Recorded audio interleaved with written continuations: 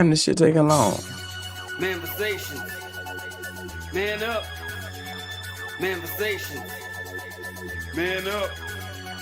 Manifestations. Man up. Manifestations. A place where we inform, build, and inspire. Manifestations. Man up. Manifestations. Man up. Manifestations. Man up. A place where we inform. Manifestations. A place where we inform, build, and inspire. You gotta eat what you kill. You gotta go out there. You gotta hunt for your meals. We all have that ability to connect with people, to be that motivational person in somebody's life. You gotta let people know there's certain lines you don't cross, and that there's gonna be consequences if you do. Man up. If you are an adult and you are in a relationship, that person's emotions are not your responsibility. Man up. Manifestations.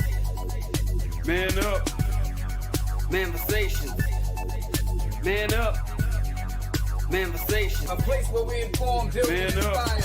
The devil, during slavery, destroyed the masculinity or manhood of the so-called Negro. No man. No man. Right now you got to be trained all over again to be a man. When someone is obligated to do something, it is binding upon them to do it. And failure to do it causes reaction. Man up. Position make you rich. I don't have that type of richness. My richness is life forever. If that people knew that glorious path, if that people knew that glorious path, if that people knew that glorious path, then they would be more inclined to respect themselves. I'm not saying I'm going to rule the world or I'm going to change the world, but I guarantee that I will spark the brain that will change the world. And that's our job, is to spark somebody else watching us. A place where we inform, build, and inspire. Manifestations. Man up. Manifestations. Man up. Manifestations. Man up. A place where we inform. Manifestations. A place where we inform, build, and inspire. You want to tell me about yourself? Go get your friends. I'll tell you who you are based on who your friends are. Don't just live and die. That's an ugly existence.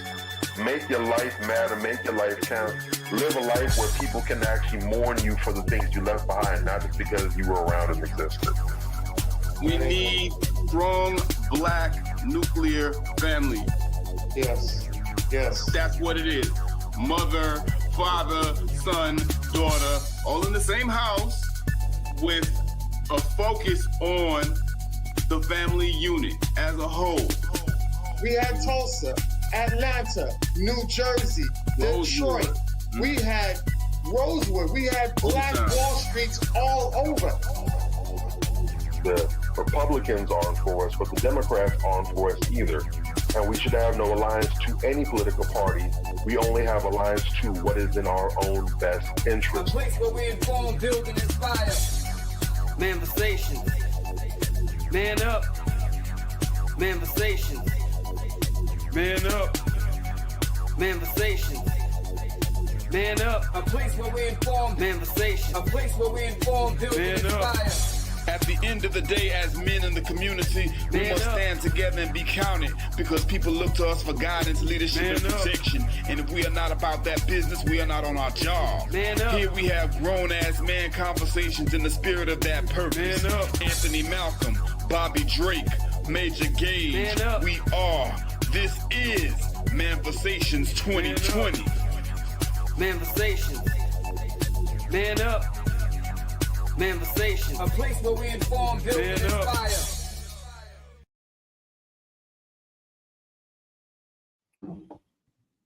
Oh yeah, what's going on? Manifestations 2020 in the building. What's happening? What's good? What's good? Yeah. All right. I am your boy Major Gage. I am in the building with my mans and them, Mr. Anthony Malcolm and Mr. Bobby Drake, and we are Manversations 2020. If you don't know, you better ask somebody. Make sure you like, comment, and subscribe. Let's get right into it today, fellas. Well, first of all, before we get into it, how y'all doing? How was y'all week? How's everything? What's good? Yeah, week was good. Can't complain. Everything was good. Family good. People's good. I did see a post, a viral video of some brothers, looking out for the women and elderlies in the community. When I dig deep into who they were, because I was trying to figure out who they were, and I found out it was New Era Detroit. Those fellas up there do phenomenal work, man. Really down in the community like that, man. I'm gonna definitely try to reach out to them and see if I could get one of the representatives to come on and talk about what they do, man. These brothers are solid. They take shit into their own hands. Like them dudes had like a tow truck company.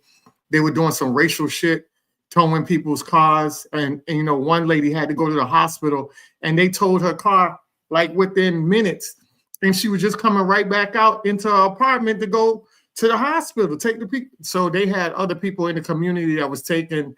Every time they got their car towed, they would take them somewhere where they needed to go to get their car or whatever. And the community came in as well as these fellas to support each other. And I love to see stuff like that. So definitely shout out to New Era Detroit 5.0. Them brothers is doing their thing. You can follow them on all their platforms. That's what's up. Shout out to New Era Detroit. That's what it is. All right. Bobby Drake, what is going on, man? Talk to me. Man, highs and lows, man. Highs and lows. Came down with a little bug around Thursday, Friday. Tweaked my arm a little bit, so a little bit of pain, but it's all good. Nothing I can't bounce back from. So that's the low end, but they can't keep a good one down for too long. Went into the fire. I got to watch my boys go ahead and compete this weekend. Yeah. And I keep saying it, no matter what. Anytime we show up anywhere, promise you, we do not leave empty-handed. I keep saying, hey, we walking in one way, but no matter what happens, we leave it with something. And so every one of my boys walked out with some hardware on them. Was able to. I had the pleasure and the honor to coach one of my dudes. Our coach wasn't able to make it this weekend, so one of our guys they're coaching him. He did well. Was able to pull bronze. We had a very random, very confused second opportunity to get silver. We went with that out the blue. We took what was given to us. Didn't make that happen, but we still showed up. We came prepared and we did the best we could. And so, it was great. Got to see weaknesses, got to see strengths. And so, of course, we're going to head back to the lab this week. We're going to see what needs to be worked on, see what needs to be honed, and we're just going to get back to it, man. So, yeah. Highs and lows, man. Highs and lows. That's life. All right. Well, hey, congrats, man. I'm glad everything is going good over there, man. I wish our brothers continued success. It's very important, that we know how to defend ourselves and that we have the discipline that comes along with, these different fighting styles and so forth that people learn. People always talk about the fight, whatever. That's great. But the discipline that comes along with that is also invaluable. I'm glad to see y'all brothers out there doing that. I salute that 1,000%. Absolutely. All right. And that kind of ties in with the topic that we have for today, because today's topic is going to be, what legacy will you leave behind? And the reasoning behind why I wanted to do this topic this week has a lot to do with the killing of Charlie Kirk. A lot of people have a lot of different reactions to it and so forth and so on. And at the end of the day, my thing is this. I don't have an issue with people feeling compassion for someone that was killed in cold blood. I can understand that. But the performative cooning that I've seen from a lot of these niggas that goes along with that, yeah, that's a problem. You understand? It's simple as that. You can feel compassion. Okay, that's sad. What happened to the guy, whatever the case may be. I'm not banging on you for that. You understand what I'm saying? But a lot of these people are a little bit too over the top. And, we're going to talk about that and show some examples of that today, even from some of the people that follow us, some of the people on my very own thread. I didn't realize I had coons like that following me, but hey, such is life. I told you I like to keep at least 3 coons in my audience because I like to know what they're thinking. So I definitely have a couple, and we're going to talk about them today. But more importantly, even than that, it's the legacy that you're leaving behind that I want to really address today, because people can feel how they felt about some of his comments. I think a lot of people really don't know the degree to which this man was vile. And so that's why they're, kind of caping or whatever the case may be. I hear people talking about, oh, he was a truth teller. He was a truth teller. And it's like, bruh, I have an issue with the naivete of a lot of people. A lot of people are so goddamn stupid. It's fascinating. If you haven't figured out yet that anybody who has a large following out here, for the most part, is going to have to give you some truth in order to hook you in. You understand what I'm saying? That's something that everybody, even Derek Jackson, has some truth in some of the things he says. You understand? But that is the critical part of the con. They can't con you if they don't have some truth in what they're saying. Y'all are not looking for consistency. Y'all are not looking for any type of deeds that they've done that, have any type of merit or whatever. No, they just talk good. And that's okay. And y'all mistake that for somebody that's on your side. Y'all mistake that for somebody that's a quote unquote truth teller and somebody that you should be listening to. And that's where I have a problem. So we're going to talk about that today because there's a lot to cover in here. First of all, I want to talk about some of these folks. I saw this video and it really deeply disturbed me. And I'm going to follow up with one other one. Y'all tell me how y'all feel about this, just to give an example of some of the people I'm talking about. Oh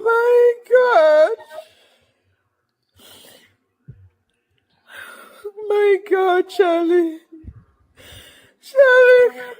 Oh my God. Oh no, my God. Oh my God. Charlie doesn't deserve this. What is going on? What is going on? 31-year-old, beautiful wife, 2 children, now he's gone.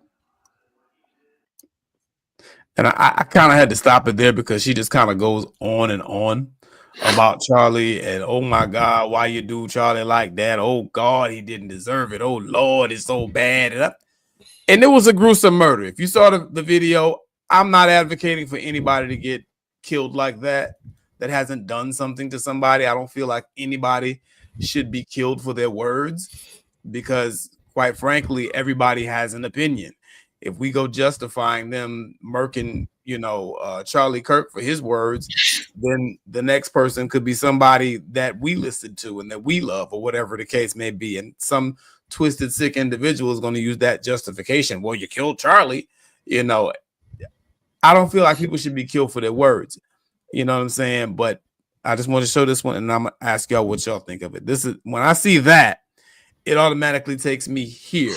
And there's a correlation between these two types of people. Check this out.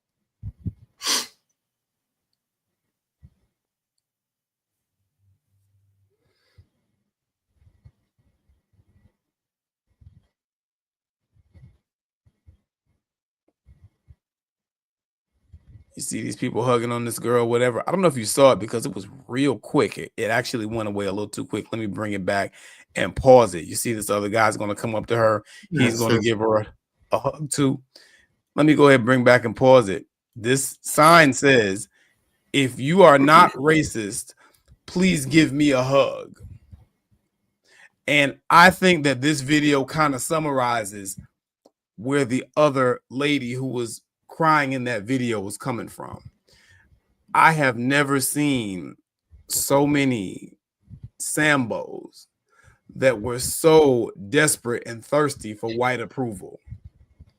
That's where I sit on it. You know what I'm saying? This is way over the top performative cooning. You don't know this man. Why are you on the internet doing the most? Why are you caping? I'm gonna show you some of these comments from some of these people on my thread. Why all this? I don't even see this when one of your own brothers and sisters gets killed.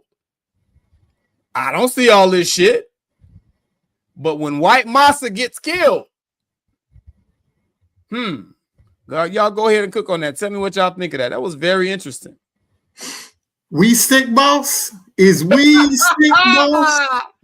Massa is we stick? Uh-huh. Yeah. Yeah, it goes back to that whole Malcolm X talking point where a lot of people are been programmed over the years through Christianity whitewashing. And I've been telling people, going down the rabbit hole, I've been telling people for years, the image that you see in these cathedrals of a white man, being hung up on a cross, that white man that you see hung up on a cross is actually Alexander the Great, the 8th son. That's where the whole myth of Jesus was a murderer, a killer, a thief, and this and that. That's what his son was doing. And in order to resurrect the image of his family, what he did was got a portrait of his son and placed it up in the cathedrals, demanded it to be placed in the cathedrals for people to worship that imagery of his son and kind of wash away all the ignorant things that he have done. So it's kind of a reborn of Christ or reborn of his son, right? And we have seen that if you're a person that reads the Bible, the image of Christ is different from the image that they see on that portrait. And what made it so powerful was that episode of Good Times when Good Times, when what's the son? What's his youngest son again? Michael. When Michael had placed that up on the wall, the image of Black Jesus.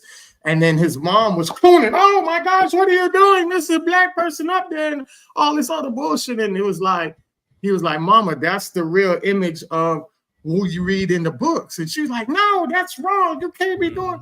And it sent a shockwave throughout the community to see that, damn, we really don't know the real truth in history like we think we do.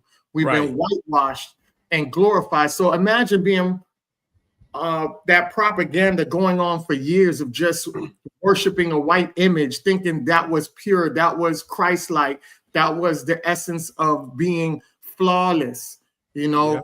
So whenever you see white people out there, it kind of makes you automatically see them in the same light that you see Christ.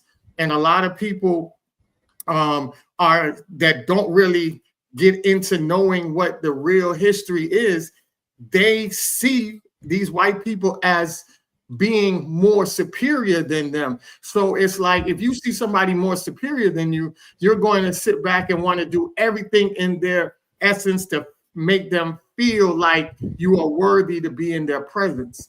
And that's why you got a lot of people from the Caribbeans and foreign countries, the diaspora, that white worship way more than foundational Blacks, because a lot of foundational Blacks really get down to digging into their history to understand the real essence of what's really going on and how the propaganda has been projected on us for so long and conditioned us for a long time. So, when you see these people, you can automatically tell that woman is at that tether. You could tell the woman that's holding the sign is a tether. And these are the images that we think that because they're Black, that we get stereotyped into all Black people. And that's why the delineation is such importance, because you need to see the mind frame of the different sectors of Black folks in this world. And I'll land my plane on that. All facts. Bobby Drake, what you got? Oh man, you gotta forgive me. I was trying my hardest. That was a setup. There's a reason you made that one the first video, not the second one. There's a reason you a dirty man. You play foul, bro. I see how you get down, man. That's ridiculous. But I had to fight to not burst out laughing in that first one. if this ever gets back to the system, just some free game. If you're gonna fake boohoo cry your heart and soul out, you might really want to try to work on finding a way to kind of get the waterworks going a little bit too. I mean, because it's possible. Facts. It could be that you really did feel that you were heartbroken, you were devastated about the news. Yeah.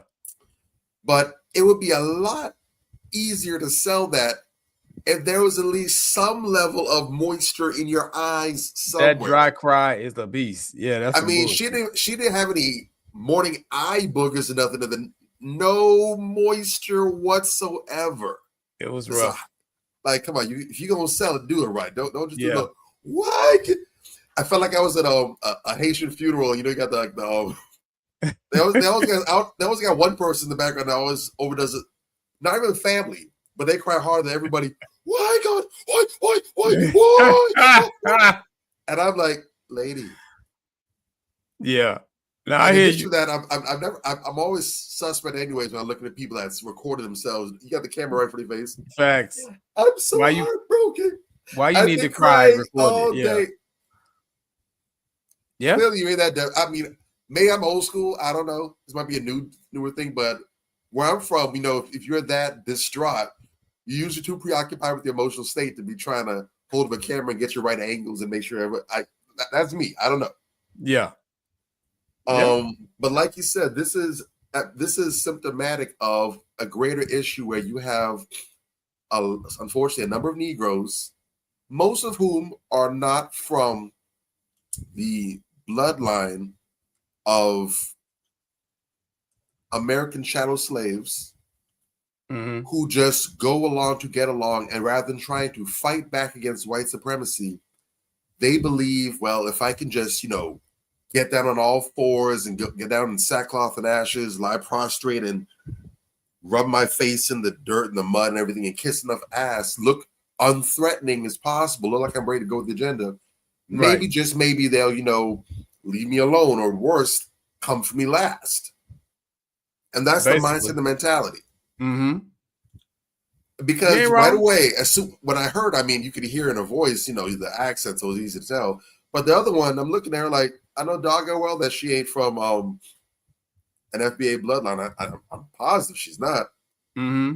Because that just looks weird. I'm going to go stand out here in a white area predominantly holding signs saying, hug me if you're not racist. That's wild, bro. And the funny thing is, the interesting thing about those kind of videos, because that's not the first video of that kind I've seen. But what makes those funny is because you have to understand and recognize that just about all footage, unless you're showing a live stream like those surveillance cameras or those weather cameras, unless it's a non-stop feed where people can go back at leisure and actually see everything that happened, that's a curated moment. The same way this, why God, why? That was a curated moment. She might have been laughing at something on YouTube the minute before. It's like, okay, let me record this. Yeah.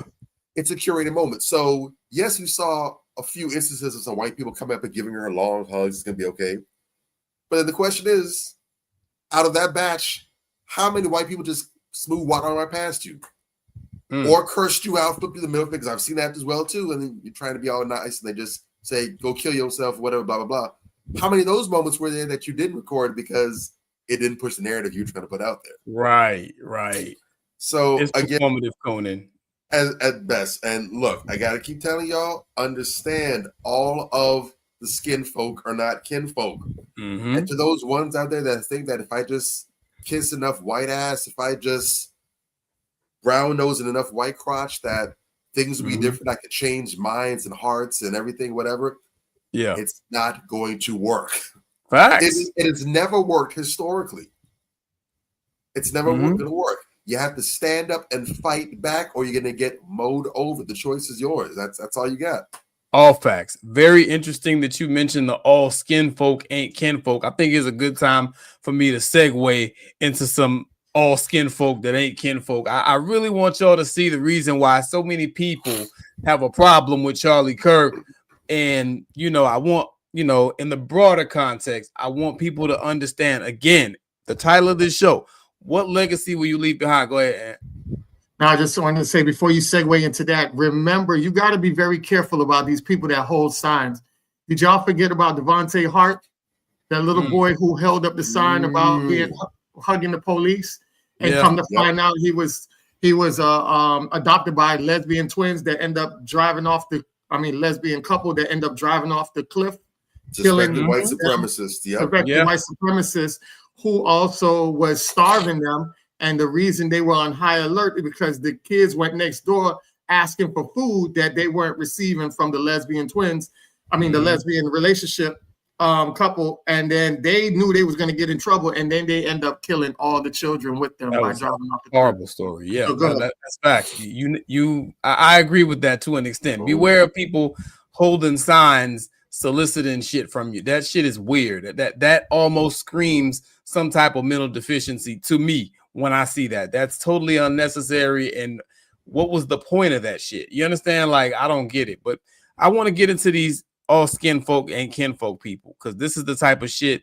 These are Charlie Kirk's friends. I noticed one thing when I was around the white people, the Indians, the Asians, etc. Because there weren't many black people at Northeastern University. When they got comfortable around me, I noticed that they would make fun of black people all the time. Man, why do they wear those Jordans? Those are expensive. What a waste of money. Designer, stupid, look like idiots. Wow, why do these guys commit crimes, blah, blah. And they said all the fucking things that I'm saying now. Now, why am I telling you idiots this? I'm telling you guys this shit because no one else will. What I tell you guys on stream is what everyone says behind closed doors. This is what all the other races think. Whether they're Puerto Ricans, Mexicans, South Americans, Africans even, whites, Asians, Indians, Arabs, everyone, Europeans, they all say this shit about black Americans behind closed doors. I'm the only one that says it out loud, though. And I say it openly, and I say it to you motherfuckers in your faces sometimes. So I'm here to say this. Don't perpetuate the stereotypes that you cry about other people putting on the black community. It's as simple as that. Use proper English. Don't be a criminal. Don't be on welfare. Work hard. Don't ask for handouts. Don't be a racist. Don't be loud. Don't be obnoxious. Wear your real hair. Don't be fat. Don't be ghetto. Don't play loud music for no reason and disturb others. Is this so much to ask? So that's Sambo number one. I'm going to go into Sambo number two, and I'm going to open the floor to y'all. I just want y'all to see the type of black folks that Charlie Kirk associates himself with, so you understand what I mean when I say there's an issue with Charlie Kirk. All right?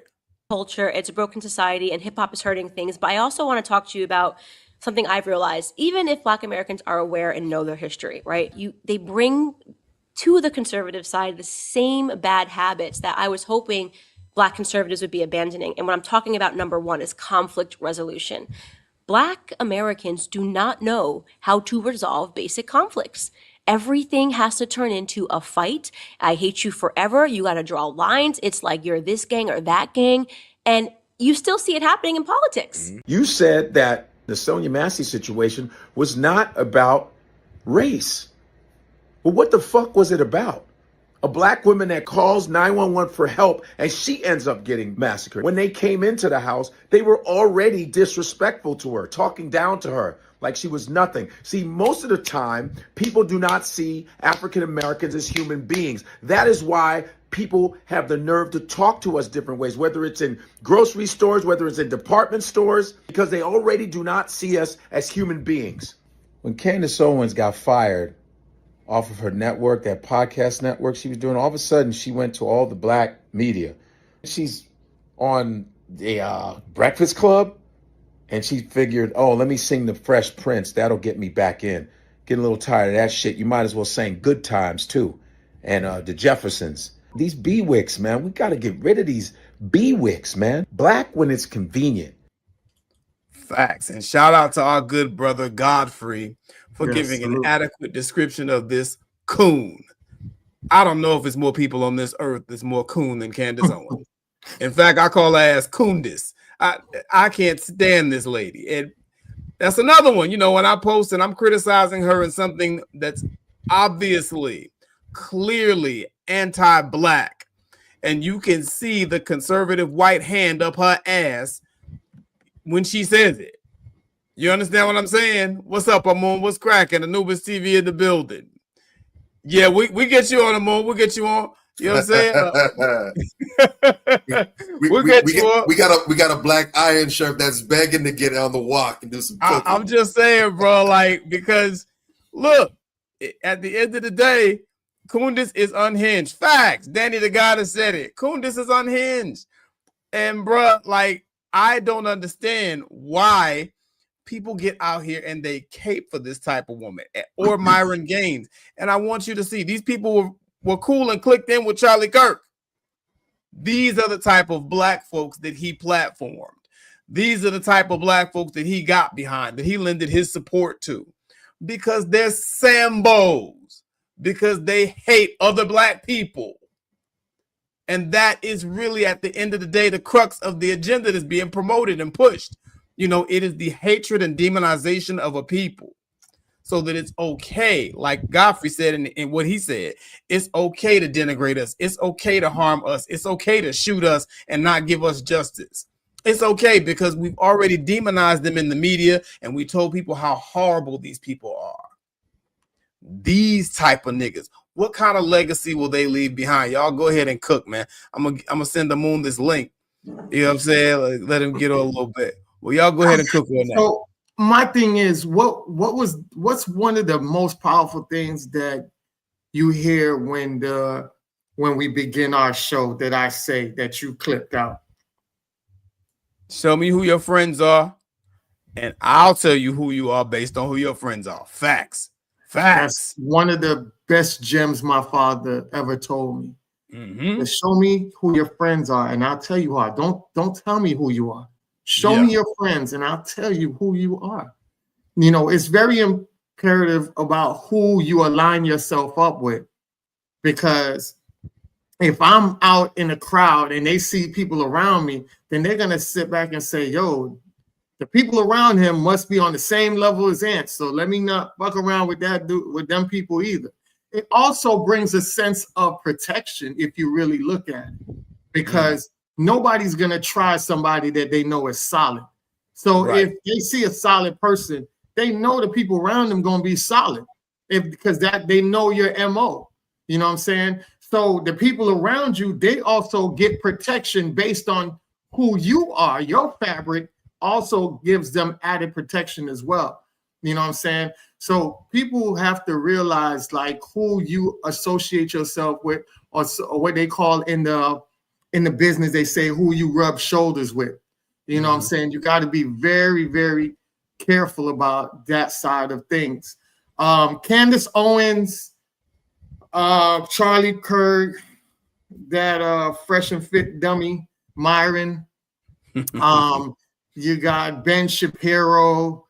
There's so many out there. There's so many of these morons out here that go on to spew basic tropes and stereotypes and push it in a way that makes it feel like it's fact-based, and it's not. This is one of the reasons why I can't shoot. There's no purpose for me to even shoot a Charlie Kirk. There's no purpose for me to aim a gun at any of the other people that I mentioned, because once you understand history, once you dial down into facts, you can debunk them at any given moment. And I want you to be very careful of people like that. And Amanda Seals, I'll throw her in there too, because what these people do, if you notice, Amanda Seals did it. Charlie Kirk, there's episodes of him, he did it, where they'll put this new propaganda now is they claim that people that don't know history, they label them as woke. Yeah. And what they do is they'll sit back and have a debate with 20 people and say Charlie Kirk versus 20 woke individuals. Amanda Seals just did it the other day. Amanda Seals versus 20 woke individuals. Yeah. And you got to be very, very cautious about that setup, because a lot of that you may think is just what they're doing off the spiel, off the wheel. It's not. It's propaganda, and it's also staged. Because if you notice the people that's in there, it's not people of quality. You notice all the videos, you can go with Charlie Kirk. You can look at all the videos of Charlie Kirk. You can look at all the people around Fresh and Fit, the Myron Gaines show. When you look at those people, when you look at all the people that Amanda Seals had to go against, you can tell these people that they handpick these people that they know they can destroy and feed in the dialogue. And the way they set everything up so perfect, it echoes 10 times, 20 times louder, because now it's like, oh, they make themselves seem like the superior person battling these weak individuals, but they promote them as if they are intellectual individuals, so that way they can intensify themselves as more intellectual than the people that they are battling or debating with, like the Myron Gaines show has done a lot of times. That's why I don't like those podcast dudes who go out here and put women around them and debate them, because the women that they put around them ain't the solid sisters that can beat your ass from left to right. It's some sisters that are some goofballs, airheads, and shit like that, and they can easily debunk them and make themselves look like this dude who's doing some real work. Right. You know, so when I see those people, I don't even harm those people. Man, I tell you like this, when I had my Facebook page, my old Facebook page, did you know I had plenty of racists block me? I had racists block me, and I was teaching black people how to get racists to block you. You don't have to say any racial epithets back at them. You don't have to call them the C word. You don't have to call them any of that. You don't have to do none of that. You don't have to curse at them or nothing. Ask questions. Let me tell you something. The most vital thing about dealing with a suspected racist is ask questions. If you're very knowledgeable about history and you're very knowledgeable about facts, ask questions. Because you know what asking question does? It allows you to debunk them with their own rhetoric. And you don't even have to do any work in itself. So what you do is, when you sit there and hear them say things, you ask it. You go and counter it. That's why I tell people, and I show children how to play chess, because when you're in dialogue, it's chess.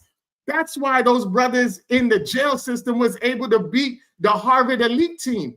It ain't about what school you go to. If I understand and do the research and know talking points and know exactly how to present it, I can defeat anybody. And them fellas was in the prison studying and understanding research and defeat the hell out of these people that got scholarships to do this for a living. Right.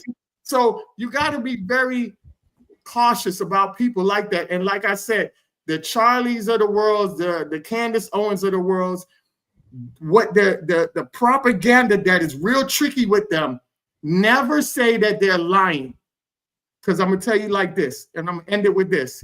Never say that they're lying, because Candace Owens, and even if you listen to some of Charlie Kirk's interviews, they say a little bit of truth, but they wrap it up with the majority bullshit. So what you got to do, I say, they always feed you a bullshit burrito.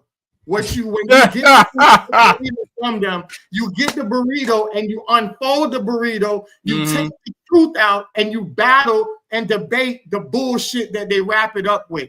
That's how you beat these people. Because when you sit back and say, oh, they're not telling facts, then you'll look like an asshole. Because when they present the facts and say, oh, okay, so if Candace Owens say, oh, so you're telling me that black fathers are they aren't the most productive fathers in the world, and you like, no, but they wrapped it up with some bullshit, right? So when they sit back and say, so what I said wasn't true, even though they said some bullshit in the midst of saying that was true, you'll sit back and say, no, it wasn't true. And now the whole world say, nah, what she said is true. There is facts that black men are out there and ranked the highest amongst all men in different races. But you have to say, yes, Candace, what you said on this was true, but this was bullshit, and debate that, and I'll land my plane.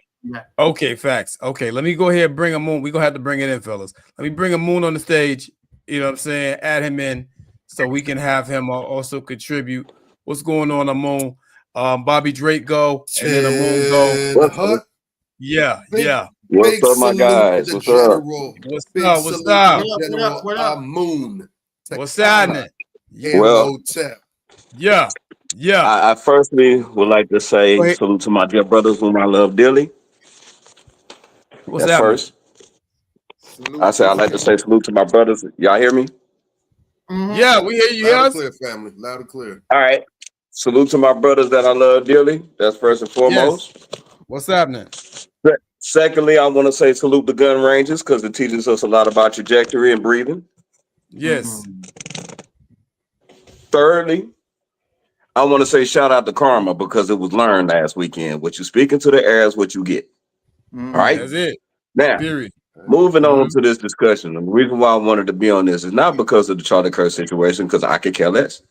Okay. You know why? Because they didn't care less when Marvin Gaye died. They didn't care less when Sandra Bland died. Facts. They rarely talk about Malcolm X getting shot at the Audubon Ballroom. Yeah, they cried for a minute when Martin Luther King died, but that was just for a second. So why? Because your national treasure got, am I supposed to feel some kind of way? And for these Sambos out there that's actually being sympathized about it, but before them saying, we at war with the white man, what you witnessed on live TV was war.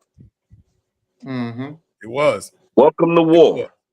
That's what it looked like. It's not a text battle. And if you notice, when Charlie Kirk, shout out to Charlie Kirk for bringing back the RoboCop, when he busted RoboCop and they had to go off air, that's what it looked like. Okay. I am not just desensitized. I understand that we're in a war type situation. So if one of the enemy is dropped, it is what it is, man. Okay. Okay.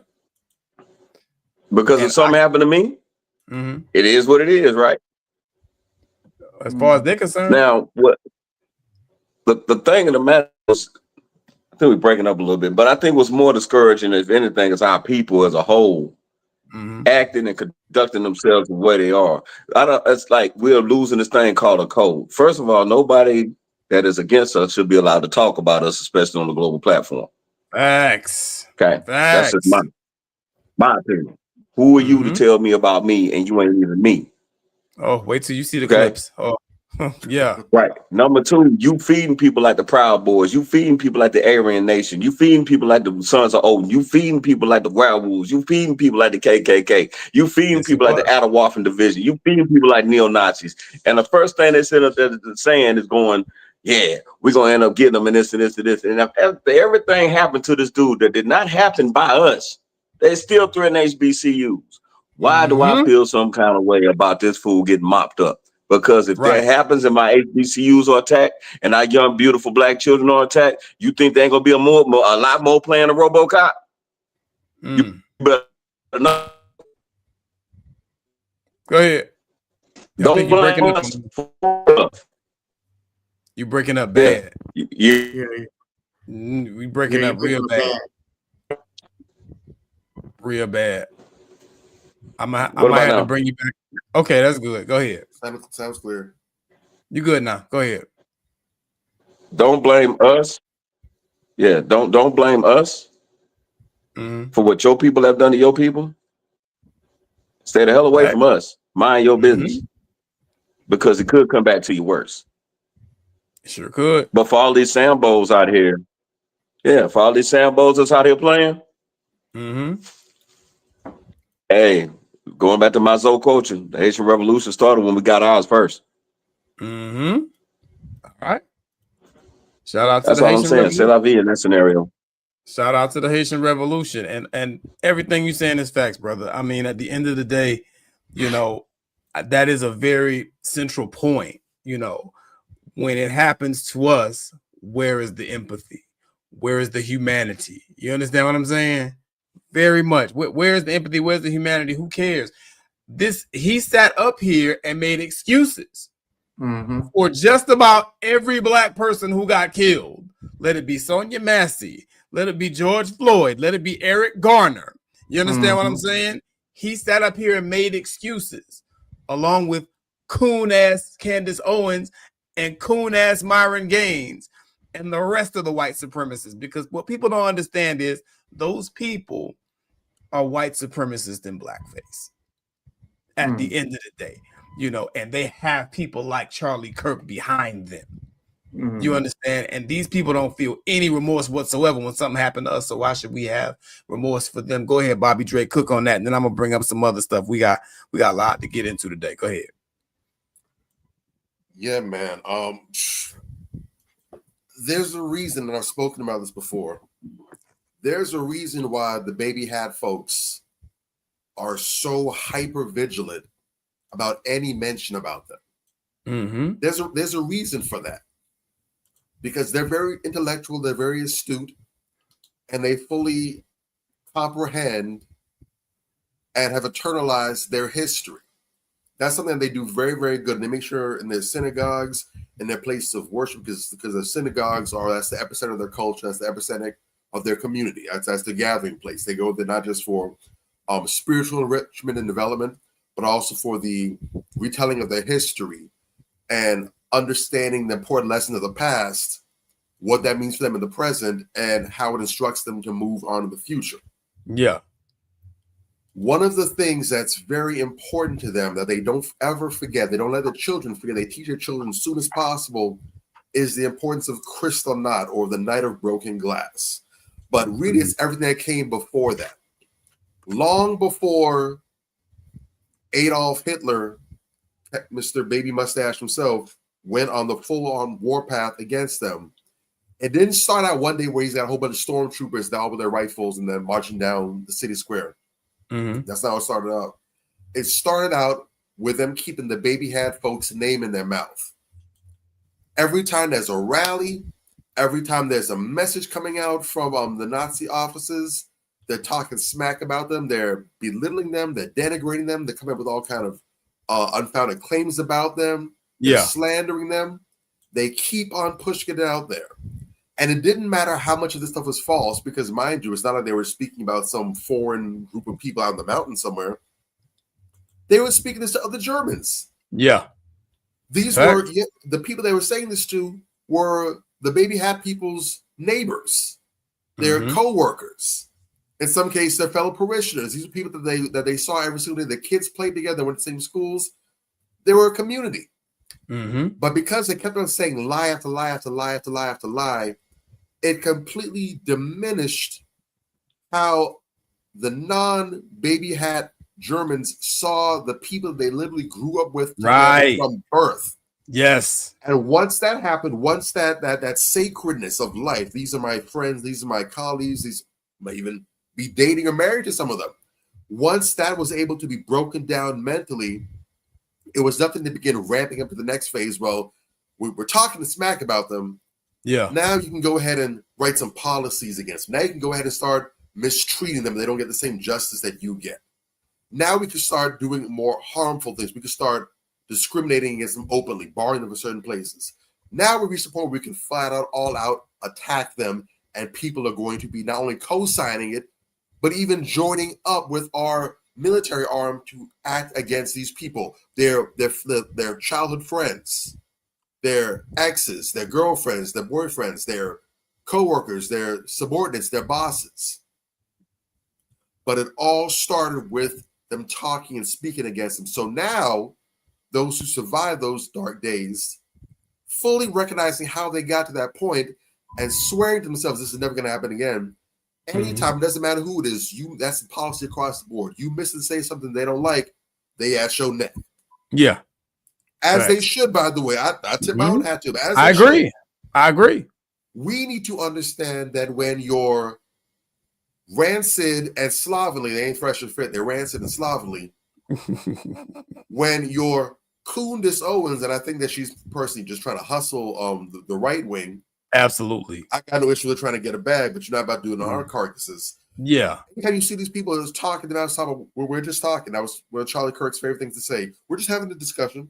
We're just having a conversation. Yeah. Yeah. That's not okay. There are certain things that you are not allowed to have an opinion on because it is going to lead to violence and decimation of a people. That is not okay.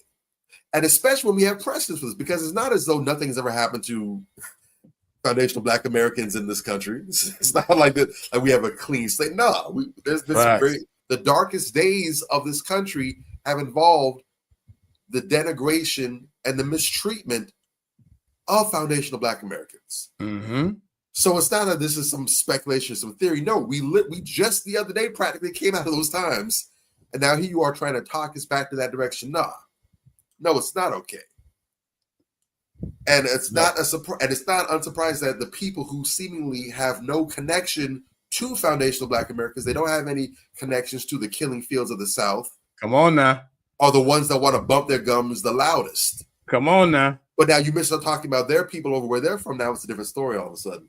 You can't speak on their mess and what they got going on. But they want to come over here and say what FBA don't deserve, what they should have, yada, yada. Nah, we're not taking it no more. And this whole, you must bend the knee, you must kiss the ring on some ancient Babylonian, when the horns play, you're going to bow down, you're going to praise the false god. We're not doing that. So personally, I'm not going to go ahead and mock Charlie Kirk's demise. I very seldom do that with anybody. It's not because he's so special. But what I'm definitely not going to do is try and moral police anybody say you shouldn't do that. I'm not going to tell them to do that. I'm not going to tell them how to feel about the situation, because the reality is what you give is what you should expect. Whatever you accept, you should expect. So if this was the culture that you want to put out there, Mr. Kirk, I implore you and all those who loved you to stand on your work. If you want to honor that man and his legacy, you need to stand on his work. He said foul things. He said things about empathy and how he feels that it's hurtful. It's modern. Stand on that. Don't go and beg other people now to have empathy for him and his family. What are you doing? You're completely backtracking against the man's legacy. Honor that man. Stand on business for him. He said what he said. Damn it. Yeah. Facts. Very good point. And, you know, we're going to talk about, we're going to get into Charlie. I wanted to just give some, some backdrop before we really get into this character. You know what I'm saying? Because it's a lot going on with him. But at the end of the day, I see Charlie Kirk as the softer side of Nick Fuentes. That's kind of how I see Charlie Kirk. He was a little less racist. He was a little more palatable. Black folks got this thing where we think that, because I've talked about this before when I talked about the women, and the women who speak really nice and they have a nice tone, but they say slick ass shit and you're not supposed to check their ass. Same thing with white supremacists. He's one of them slick talking white supremacists. He'll have a smile and he'll talk to you real nice. He won't curse at you. He'll pretend that he's just having a conversation. But what he really wants to do is talk like this guy. Like being alive. I don't like knives lodged in my throat. So I don't go near black people. And I understand perfectly well there are a lot of black people that are really good people. I'm not going to roll the dice. What if I'm wrong? I'd rather be alive. I'd rather be alive and too racist than dead and not racist enough. Is that simple enough? This is how I feel. This is how a lot of people feel. We don't want to be around black people anymore. We don't want to live near them. We don't want to associate with them. When we see them coming, we go the other way. Around black people, you cannot relax. Yeah, that foaming at the mouth, Peckerwood, this is a cracker. This is not even a white person. Wasn't what he said. That's why he did silence come violence start, when we can talk about stuff when all debates are done. What are you talking about, Eric? Wasn't what he said. It's why he did. When your comment doesn't make any sense. Please, if you want to come up, you can come up. Y'all erase individuals for your clout, and that's a fact. Eric, you're not making any sense. It's not an excuse for racism. You can come on stage if you want. The link is in the chat. Sounds I like can white bring you up. supremacist battle, but I mean, we going. So you're telling me that what that guy just said wasn't racist? See, this is the problem that we have. And look at peep the last name. Fuentes. Peep the last name. Fuentes. We want you Martinez. to come up. Yeah, we want you to come up on stage. Come up, See, Mr. Martinez. I mean, it is what it is. The funny thing is, put the link back in there about again, that is, so he don't have to scroll up. Put the link back in there. The interesting thing about that clip is he said what he said with all kinds of venom and vinegar behind it. You could literally hear it coming out of his mouth. Yeah, but he did. The funny thing is, the same demographic many, many decades ago, when our dear brother Muhammad Ali was interviewed and they were talking about white supremacy and the violence and everything that we were experiencing back then, they were actually asking Muhammad Ali, well, you know, there are some good white people, you know, not all white people are racist. There are some good ones out there. What about them? And he said, there may be some, and that's perfectly fine. I love that. But here's the thing.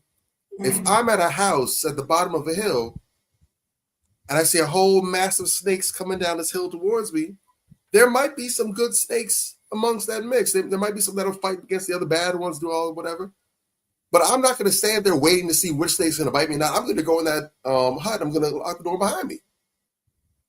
And mind you, when he said that, it had none of the venom, had none of the bitterness that you clearly heard come out of his mouth, because that's not a person that's hinged at all. But when he said that, it was basically from the standpoint of, look, I know for a fact that there are white people out here that are trying to lynch me, that are trying to harm me. I've been victims of their attacks. The news has covered some of these attacks, some of these threats that I've received. So yes, there might be some good ones, but I simply do not, I'm not letting any of them in because I don't want to run that risk. Two completely different viewpoints, but the difference is when he said there was all kind of backlash, Muhammad Ali's racist, he hates the white. That's what you heard from that side. But here goes Buddy over here saying the same exact thing, and it's now supposed to be the case. So it's fine when the white folk are doing this, who have no history of violence visited upon them by black people. But when black people who have indeed been the victims of white supremacist violence say the same thing, well, something's wrong with them. It also takes you back to the days of, remember Drapetomania. Remember, you had an actual legitimate licensed practicing doctor, fully accredited, who created a term, Drapetomania, which basically said any black person trying to escape slavery is a drapetomaniac. They must be outside the natural mind. Only a mentally ill black person would not want to be enslaved. And Charlie Kirk has said things like that also, and so has Nick Fuentes, by the way. Yes, they are foaming at the mouth racist. The only difference is that Charlie Kirk is a little more quiet. We put the link in the chat. He apparently doesn't want to join. I wasn't too particularly crazy about hearing what he got to say anyway. He sounds like a troll. He's not making good faith arguments. He's just talking. None of these things making sense. Go ahead. I know neckbeard rhetoric when I see it. I recognize it. Fact. Yeah, the thing about it is, when we did this whole broadcast and wanted to address what we're addressing now, we made sure that when we was on Facebook and all the platforms that we welcome anybody to come up here and to talk. And the problem is that you have a lot of people that just talk a lot of shit in the comments, but not man or woman enough to come on stage to talk about it in a friendly manner. So when you hear or you see people type the way that Eric Martinez is typing, you know that his mindset isn't on the level to understand real facts and is only programmed to repeat the propaganda. There you go. Because a lot of times, a lot of these people that are like that, they're trolls, is because they have isolated incidents that they dealt with black people or any other people, or want to be like white folks, and they try to get on the team as honorary racists or suspected racists in order to demonize black folks to make themselves feel good. So when you look at people like the Proud Boys, he was Hispanic, and a lot of these Hispanics in large amounts joined these neo-Nazi groups to go and practice racism against black folks. Even in South Florida, I've dealt with a lot more racism from Hispanic folks than I've dealt with white folks. Now that I'm in Tampa, it's kind of the agreed. You know what I'm saying? But I'll land my plane on that. No, facts. And I wouldn't be surprised if he's one of them. You know, it just is what it is. You know, it's unfortunate that you can't have civilized dialect with some people because their Neanderthal gene kicks in and they just start talking babble. But this moving right along. We're not even concerned with him right now. I feel like Charlie Kirk wants to talk like that. You know, but Charlie Kirk dresses it up. But every now and again, he'll come out of character, and that's when we catch his ass. And I want y'all to hear this montage of Charlie Kirk. This is some of his greatest hits, in my view. Was hunted at night by Trayvon Martin at 2 a.m. and the stand your ground law allows you to stand your ground up against people that wish you harm. These blacks trying to go rob her, happening all the time in urban America. Prowling blacks go around for fun to go target white people. That's a fact. Black crime is a major issue in our country. Why are you pushing criminal justice reform exactly? Joy Reid and Michelle Obama and Sheila Jackson Lee and Ketanji Brown Jackson, they're coming out and they're saying, I'm only here because of affirmative action. Yeah, we know. You do not have the brain processing power to otherwise be taken really seriously. You had to go steal a white person's slot to go be taken somewhat seriously. So if you had a daughter and she was 10 and she got raped and she was going to give birth and she would, and she was going to give birth and she was going to live. Would you want her to go through that and carry her baby? That's awfully graphic. But it's a real life scenario that happens to many people. The answer is yes, the baby would be delivered. When blacks in America did not have the same rights they had today, they were less murderous, there was less break-ins. Why is that? So I'm sorry, are you trying to say that blacks thrive under subjugation? No, I'm not. I'm saying I'm asking you the question. The data shows they were actually better in the 1940s. It was bad, it was evil, but what happened? Something changed. Because of DEI, it begs the question when you see a black pilot, you wonder, you say, I hope they are qualified. If I'm dealing with somebody in customer service who's a moronic black woman, I wonder, is she there because of her excellence? Or is she there because of affirmative action? It almost creates thought patterns that are not necessarily wholesome. No one really cares when it's HR managers. No one cared when it was, just kind of paper shufflers or even engineers. But now when it's like, wait, hold on a second. You're going to remove my appendix and you're a black lesbian. Thomas Sowell and Justice Clarence Thomas are far better black role models to celebrate than Martin Luther King. Period. End of story. So that's the individual that we're talking about. That's the guy who supposedly isn't a racist. And if you look in the comments, you'll see our good friend Eric Martinez. As you clip the whole thing to fit your talking point, play each one fully. You want. You're scared. He can't spell. His grammar is that of a third grader. But I'm trying to get through what he's saying. Basically, he's saying I selectively clipped, and I'm gonna show you some screenshots of a black person who said the same thing. That we're playing the clips out of context. We just took out the bad part.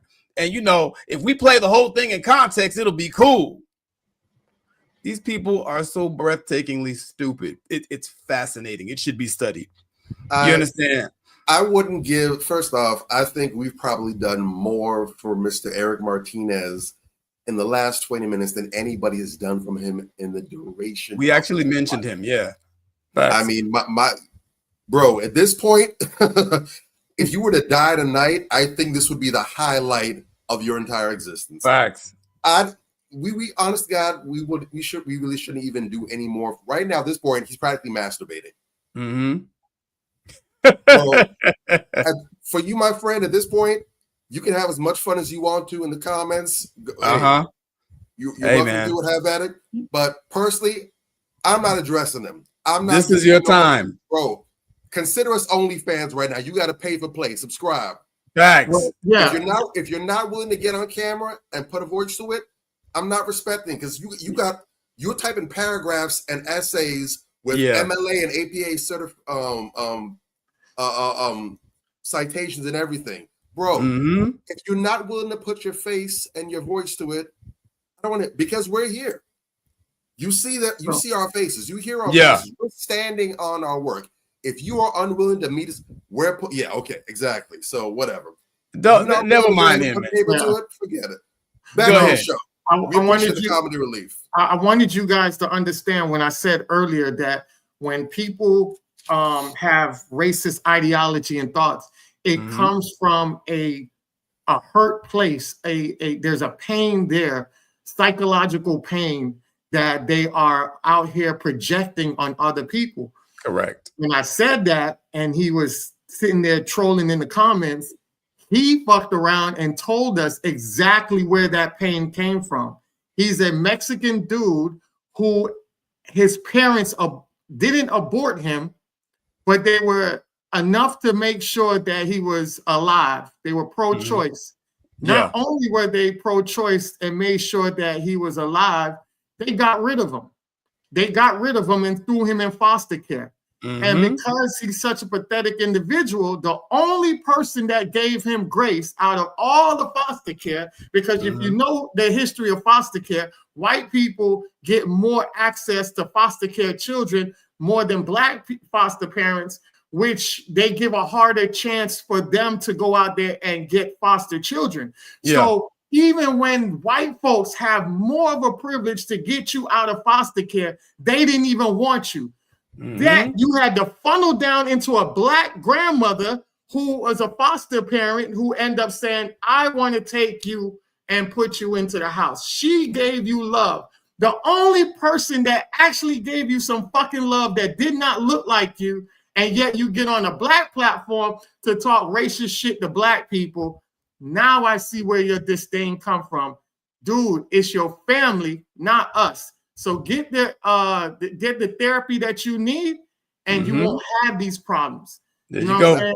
And I'll leave it at that. Oh, that's the story of America in a nutshell, right there. How many slave owners? How many plantation overseers? Yeah. How many frothing racists were literally raised at the teat of a black woman?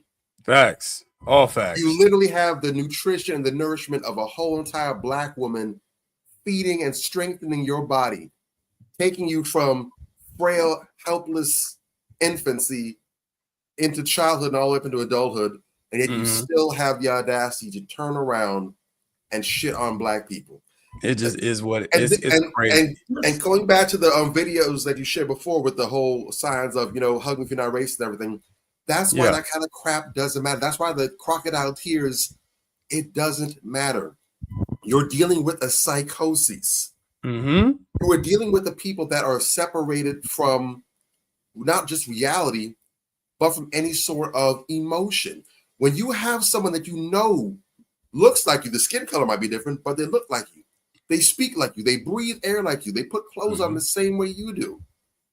And you still see this as someone that's worthy of mistreatment, of oppression, of exploitation. And you feel cool with that. That lets you know that this is something much deeper than that. There's no level of weakness or subservience or meekness that you can show a person like that. You cannot negotiate with these terrorists. And so while there are solid white folks out there, you have to understand that the white supremacists are a completely different breed, and there is no begging for them. They do not respect weakness. They only respect strength. Facts. So coming from any position lower than that, you dead in the dirt. You're going nowhere. All facts. I mean, I just want to show you one more thing before we cook on this, because I think this is also important to add to what is being said, because you have, those type of people, and then you have the people who co-sign what they're saying. You understand what I'm saying? And that is where I have the biggest problem with the people who are co-signing what they're saying. I want to show y'all 2 slides real quick. And I want to get your feedback on this, because people talk all this Charlie Kirk. Oh, Lord, you talk about Charlie Kirk. Oh, Lord, don't talk about Mr. Charlie. And this was the last thing that Charlie Kirk said. People don't talk about what he said right before he was shot. An audience member asked, do you know how many transgender Americans have been mass shooters over the last 10 years? And his response was too many. And up with his response was too many. And they applauded and whatever, because he's going in on the transgender people. And this is a classic thing that he does. He always deflects into something to make another group look poor. Then he says, then the audience member says, the answer is 5. Now, 5 is a lot. Do you know how many mass shooters there have been in America over the last 10 years? Kirk, again, deflecting into some other bullshit. Counting or not counting gang violence. And if you know, like I know, you know that gang is code for black. You understand what I'm saying? White folks don't talk about gangs. Chicago gangs. They don't talk about gangs unless they're trying to bring black folks into the fold. And as soon as he said the word violence, they shot his ass. I cannot stress to you how much it is clear that that was a planned hit. You know what I'm saying? I mean, it's almost like when he says the code word violence, pop his ass. That's how it felt. It's a horrible video. I don't like to see the video. If you come across it on Twitter, because Twitter don't blur out nothing, don't watch it. You know what I'm saying? Because it's a very gruesome video. I don't wish that on anyone. But when you see the type of rhetoric, the type of energy that was always projected by Charlie Kirk and those around him, you have to understand that type of hateful rhetoric, that type of hateful incitement, hate begats hate. You understand what I'm saying? And a lot of people are saying that what happened to him was the chickens coming home to roost. And I don't begrudge those people feeling that way if that's the way that they feel because of the things that he said. Nobody's banging on Charlie Kirk because Charlie Kirk was sugar and spice and everything nice, or because he was a goddamn truth teller. That's the other bullshit. Let me show you this slide. This person, Tay Burke, says that he was not a racist or a bigot. And they were talking, somebody else called her out.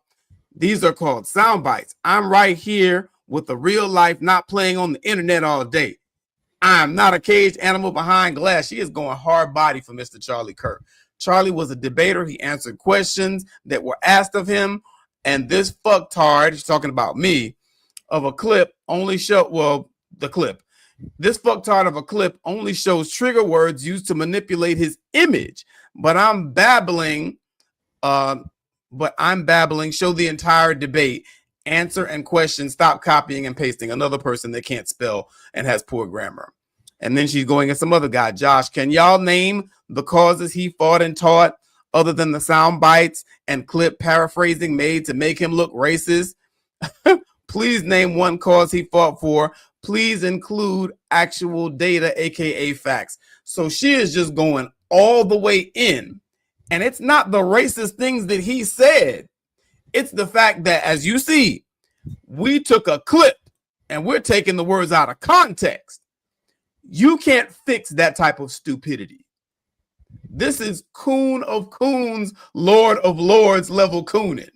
You understand what I'm saying? When you see the shit right there in your face and you try to say it's not some shit that you see it is.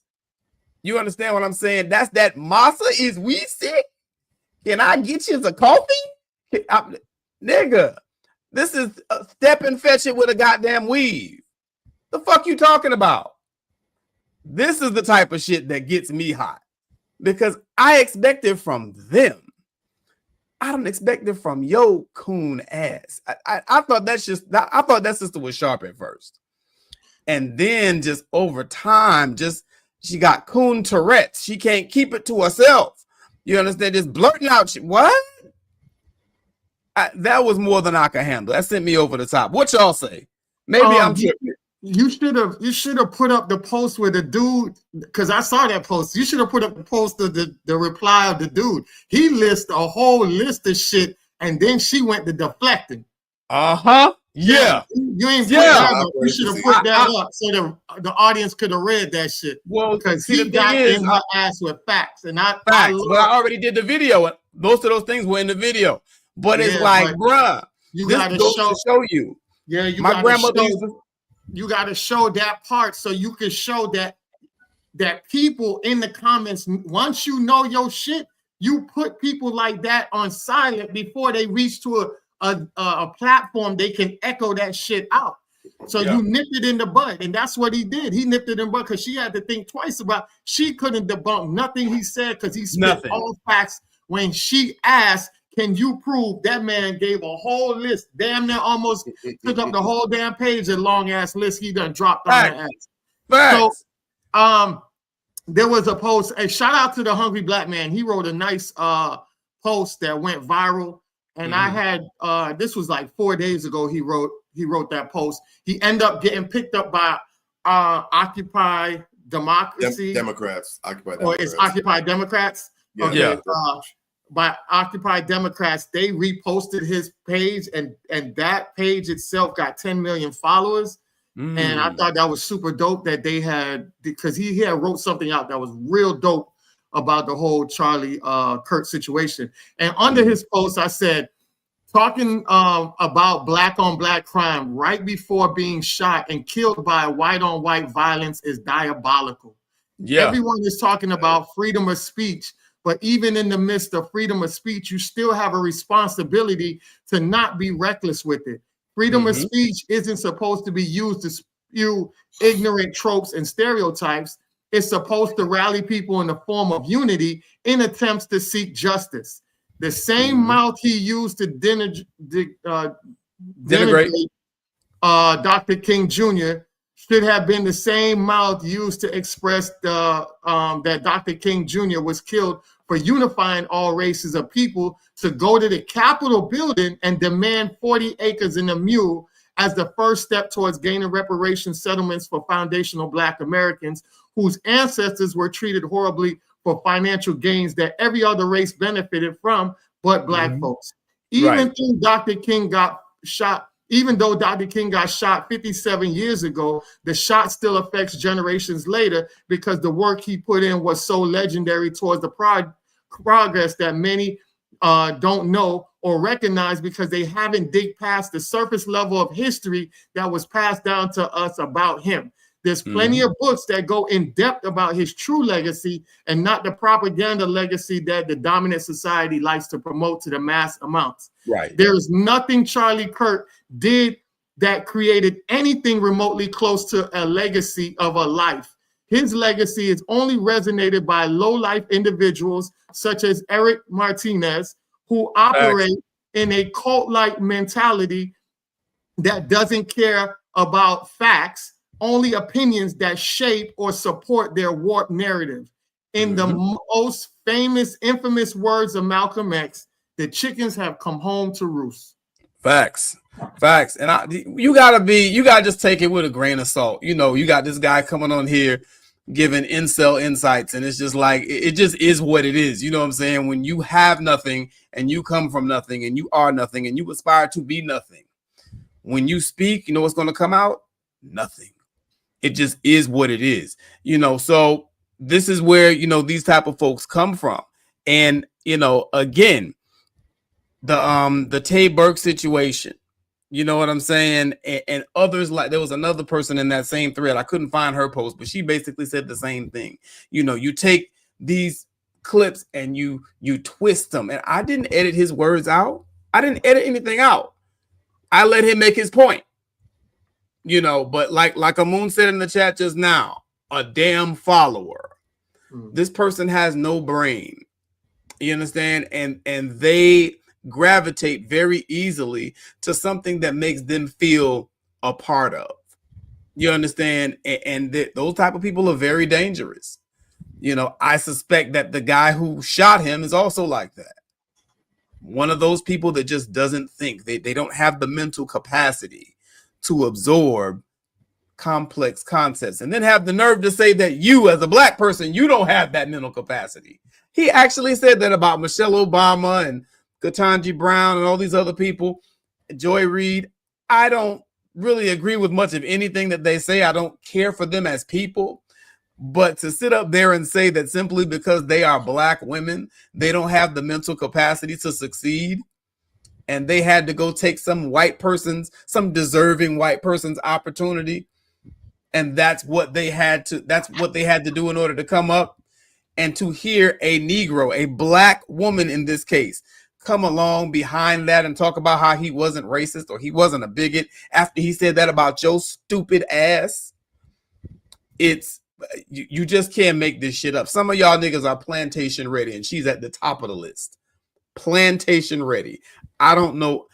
Again, I used to really think that she was sharp, and slowly over time, she just started devolving, and is like, oh, what? Where's all this coming from? So we gotta be careful, like Anthony said about the friends. We gotta vet the people that we even let speak. I'm gonna block her stupid ass this week, but like, because once I've determined that you don't have anything intelligent to contribute to the conversation, why are you here?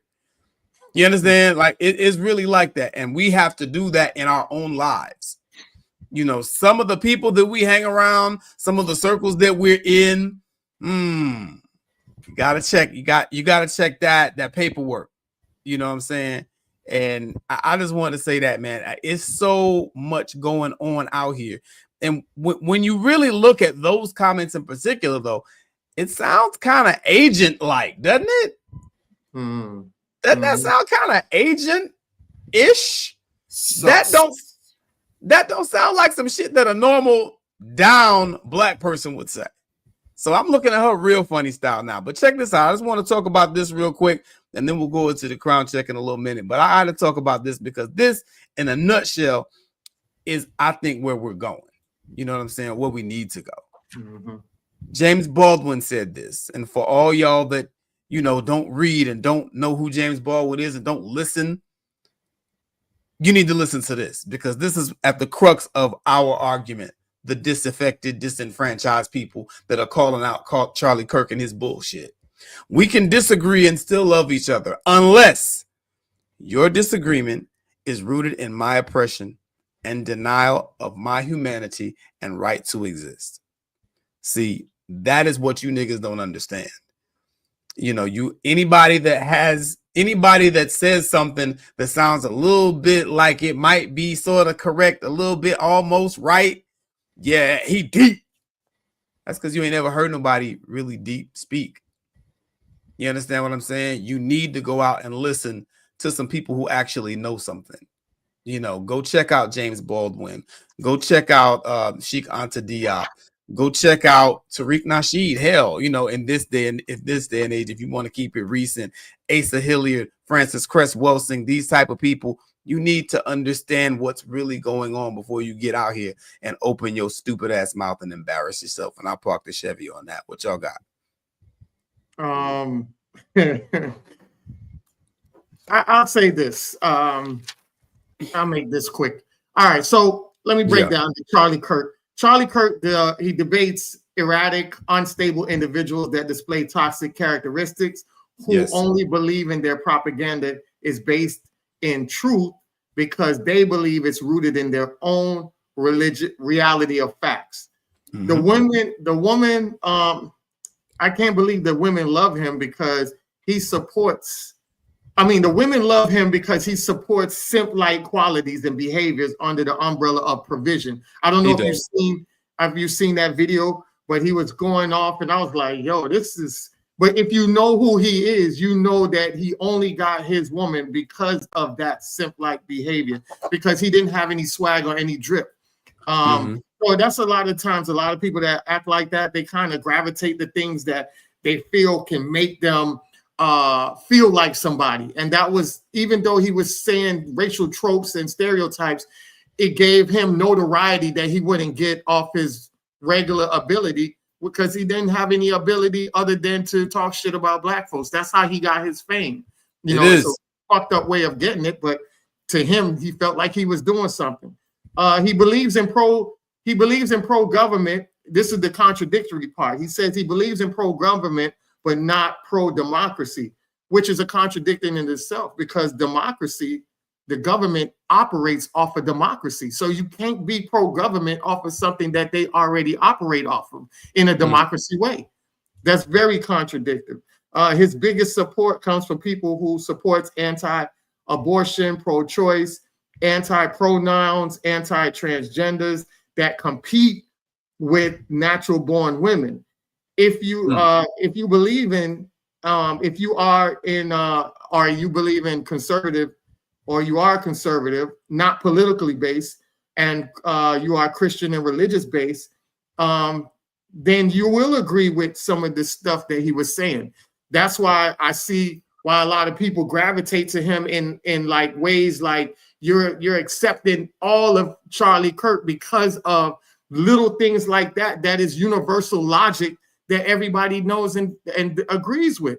You know, I don't agree with a transgender going out there beating up on a child just to get a trophy when you can compete against grown men for that. But because you're not competitive enough and strong enough to run the big boys, you want to throw on a wig and beat on somebody that you feel like you're more stronger than, you know, and that shit, it doesn't work. Because when you support that, then you're demising the confident level of the young girl that you have, your own daughter or somebody else's daughter. How do you think they're going to grow up with a confident level if they have to compete a bunch of whole transgenders that are natural born men? That's going to make their whole confident level sink all the way down, because they're going to feel like they can't be good enough to win anything because I'm competing against somebody who is molecularly and biologically stronger than me in the long run.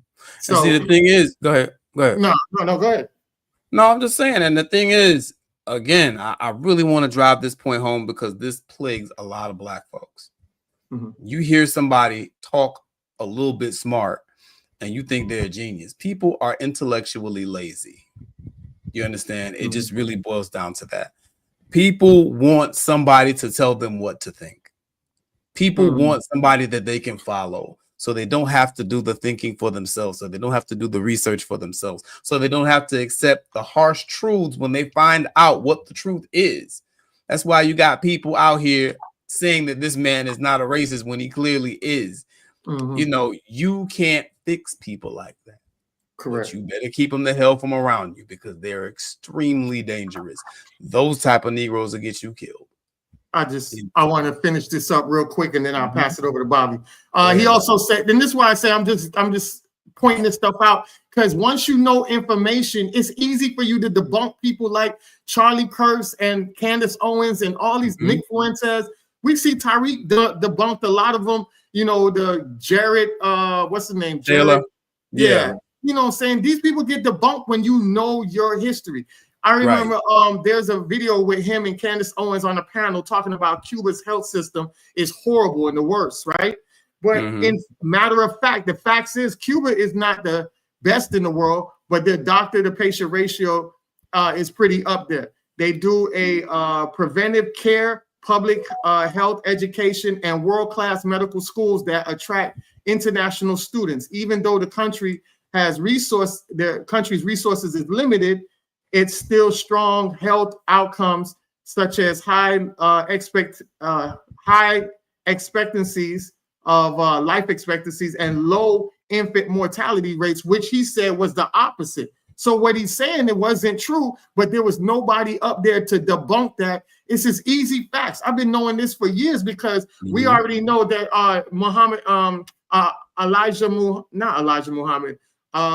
Farrakhan's daughter had went over to Cuba to get her education from over there. So there's a lot of Black folks that go to get their education from over to Cuba because they are they have a history of dedicating that stuff to the world.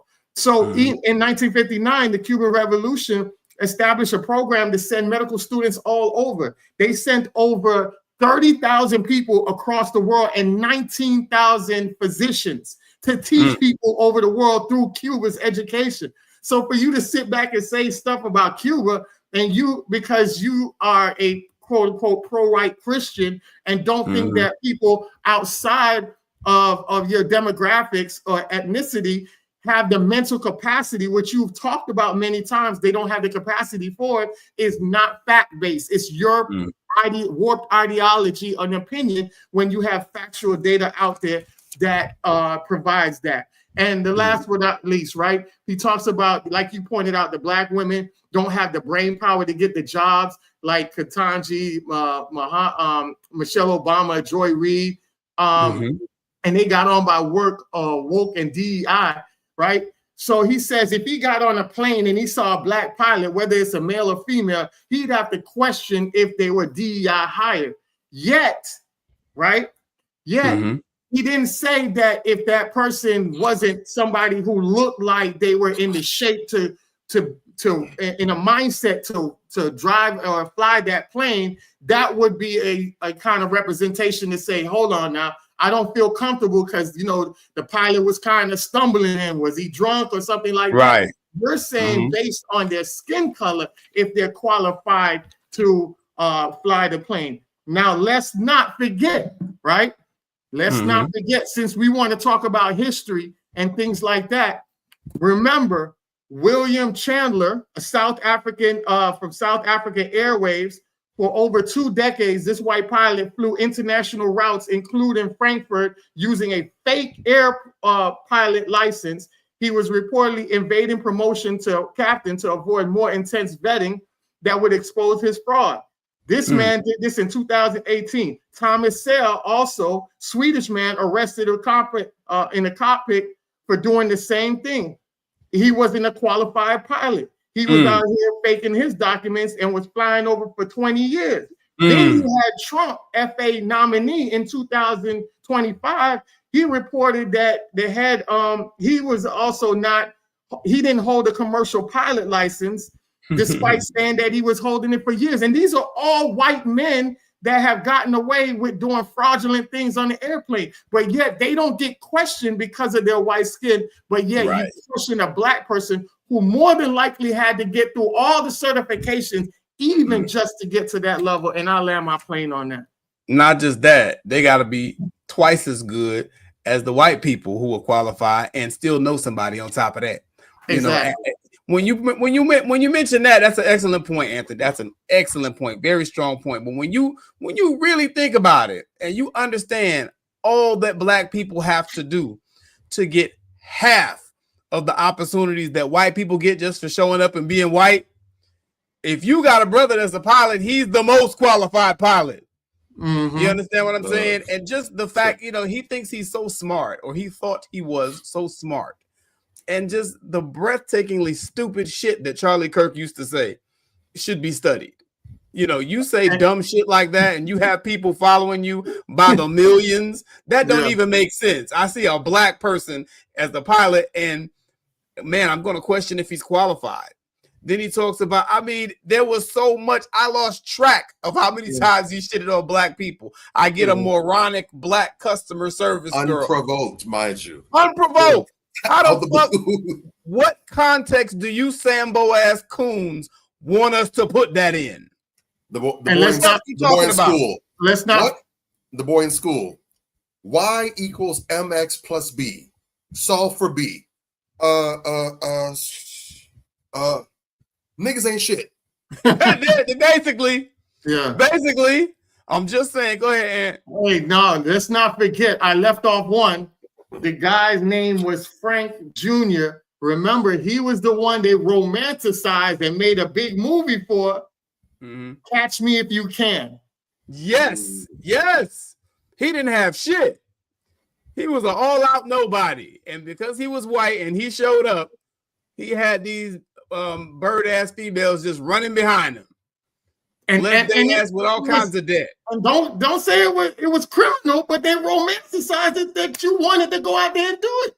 They do. Feel like they could go out there and do that shit and it was cool to do it. They made a whole movie about the man's life. I'm just saying, bro, like hell. And then the other one over there with the one who did the he scammed all them Swedish women. Remember him? The playboy that went over there and scammed all them Swedish women. That was another one. I mean, he scammed them out of all kinds of money. Yeah. He was a nobody. But because he was white and he smiled and he talked good, these dumbasses just ran behind him. Yeah. You can't fix stupidity on this level, and I'm not going to try. I want you Sambos the hell from around me.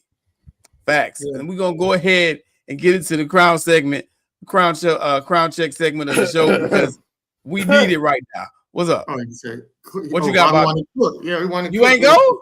No. Oh, my bad. Go. I'm more than just a gorgeous face, man. Go, man. Go. I need you to stop objectifying me. All right. I'm more than. I thought you went already. Looks. Okay. Go ahead. No. Keeping it real quick. Keeping it real brief. Ultimately, you have to understand that there is two different realities, and I was having this conversation with somebody the other day, and they were speaking about this whole thing with, they don't understand just how some of these people are thinking, how they can say the kind of things they're saying. These people are just crazy. And I said, look, I'm going to let you say everything else that you said, but I need to course correct you on this whole colony suspected white supremacist is crazy. Please understand, these people are not crazy. They would like you to believe that, because if you think they're crazy, you're just going to treat them like you would probably do the poor homeless person on the side of the street that talks themselves. You might just, step around them and just, poor guy's going through it, put $1 in his cup or something. You just keep it on about your day. These people are not crazy. They're what they are is they're cunning. See, the reason they come off as crazy to us is because what they're doing is they're literally operating in a completely different reality from us. We're here living in the regular run-of-the-mill world where, the sky is blue, the grass is green, the water appears blue and all that good stuff, whatever. Yeah. In their reality, the sky is green, the grass is the color yellow, the water is some kind of tidal thing. It's a completely different reality, and they're doing their damnedest to bring their reality into the real world. So that's why it looks completely different to us. Why, when they say these things, it makes no sense. That's why you can have someone asking this guy about, mass violence, and he's trying to say, well, and I'll cut through the malarkey and get to basically the root of what he said. Well, what about all these mass shootings? Well, when we say mass shootings, are we speaking about gang violence, aka what the niggas is up to? I mean, or bringing up other things, or trying to constantly crowbar black people into the equation. They are trying to recreate the world into the way they would have it to be. I saw one of the clips that you showed was probably I've seen a lot of clips against my will and a couple on purpose the last several days. But the one clip I saw from him that really pissed me off, like really made my blood boil, is it was I think it was actually the first clip of all the ones that you showed. Where it was this young white guy asked him questions. He was asking him about he actually asked the question preceding that. He asked him about 3 murders that took place. He asked him what he thought about the verdict of he asked him what did he think about, I can't remember the first person, but he said, what did you think about O.J. Simpson or murder? What do you think about the O.J. Simpson? Like guilty. Okay. And he's like, what do you ask him think about this person? Guilty, right call. He's like, what do you think about George Zimmerman? Said innocent. And the way he said it, pretty much what the person was basically saying is he gave them 3 scenarios that, based on the facts, were almost near identical. The ones where the black person was at fault, he shitted on them. The white person at fault basically gave him a pass. And he did something tricky with he basically tried to say that pretty much the jury got it right when they exonerated the white person. When he mentioned O.J. Simpson, though, who was exonerated by jury's peers, he basically said, well, no, they got it wrong there. And then when he asked them to drill down a bit more into the whole thing about George Zimmerman, this man told the nastiest, most evil lie imaginable. We all know, because that trial, they wouldn't stop playing it for everybody. We all saw and know all the details regarding that trial. This man sat right there with a straight face, lied, and said that Trayvon Martin, God bless his soul, stalked and hunted George Zimmerman at 3 o'clock in the morning. And I'm like, crazy. Jesus Christ. And no, he's a truth teller. 911 call where this man is saying, I'm following this kid. He looks like he's up to no good.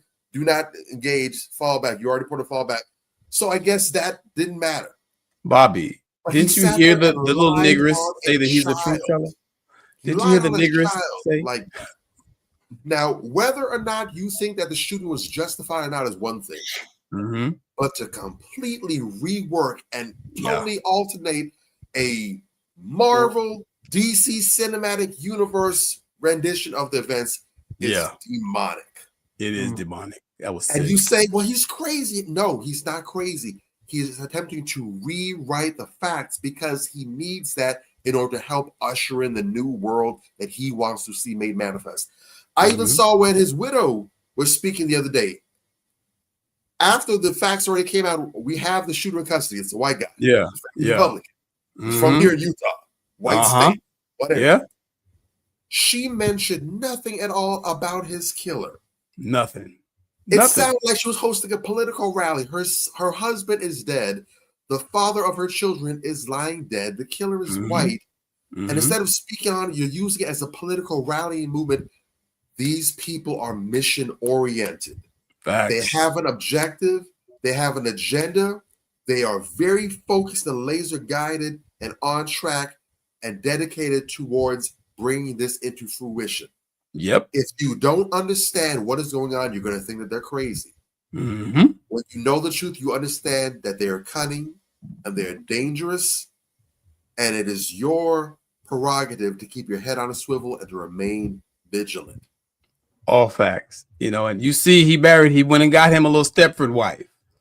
You see how that worked out, you know, and there's another clip where he's talking about Taylor Swift and she's with Travis Kelce now. And I hope that this teaches her to submit. You submit to your husband now. You know, you're not in charge of anything, Taylor. And, you know, he just starts going on this rant. And it's like, you know, there is, you know, an issue with some modern women and submission. Okay. But again, he has to put some truth in his bullshit in order to get you to agree with him, you know, but all that shit that he said wasn't warranted. But when you look at the wife and the way she came out, just basically spewing this robotic nonsense that he done taught her to say, you see why he said some shit like that. To your point, Bobby, you know what I'm saying? They have a mission. There is a goal. There is a code. They have this group think that they think in this hive mindset.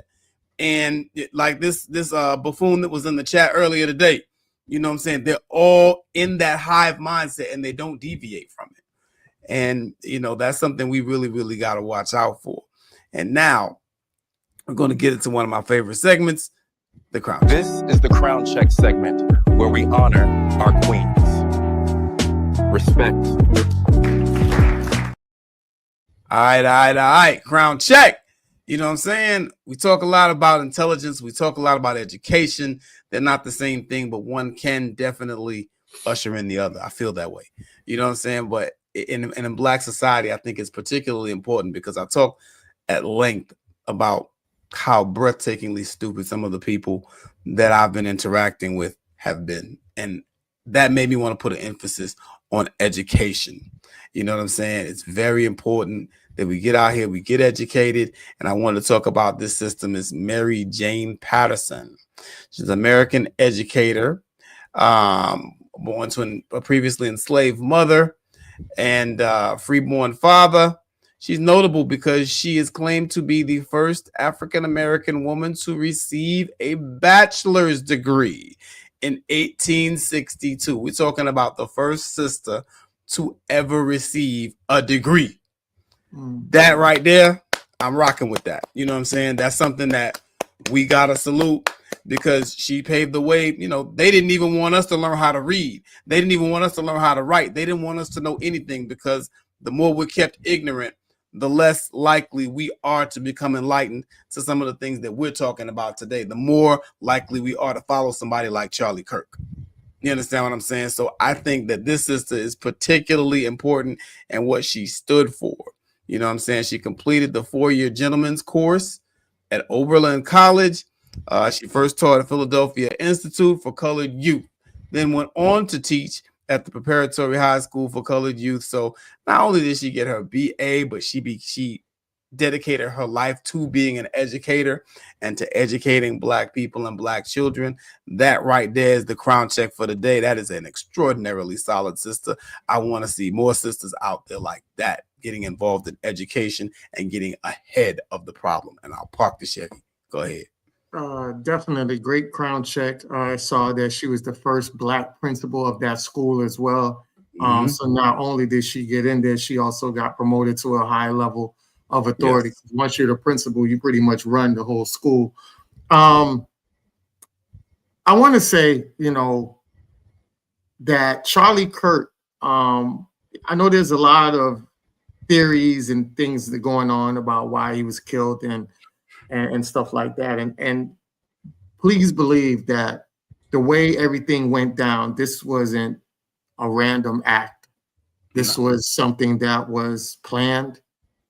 And I'm just going to leave you guys with some things that you guys can go and jump down the rabbit hole. I've been down the rabbit hole. I know exactly where this is going. And this is what makes it dangerous for a lot of you out there that's being used as tools. When you're being used as pawns and being plants, it can turn around and backfire on you, because the same people that fund you to put you up there to spew nonsense and get you this quote unquote false legacy of a headline going are the same ones that can use you to sacrifice to get their own agenda going. Charlie Kirk wasn't killed because of his rhetoric. He was sacrificed for further silence of the masses. He was promoted and planted to spew racial stereotypes and tropes while debating logical, biological talking points, meaning that he'll say some things that you agree with because some of the stuff he said, yes, you're going to agree with it because it biologically and logically makes sense. It's on the right track. So this is what I said with the bullshit burrito.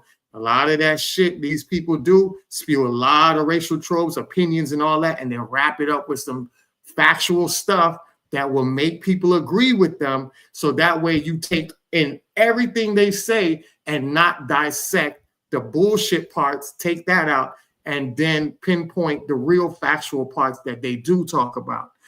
So when you have somebody like that, they make them and program in a way where they're very dangerous. Now, you want to jump down the rabbit hole? Think about the first guy that they arrest on the scene, which his name is George Zim, the old guy. They put him in handcuffs right away.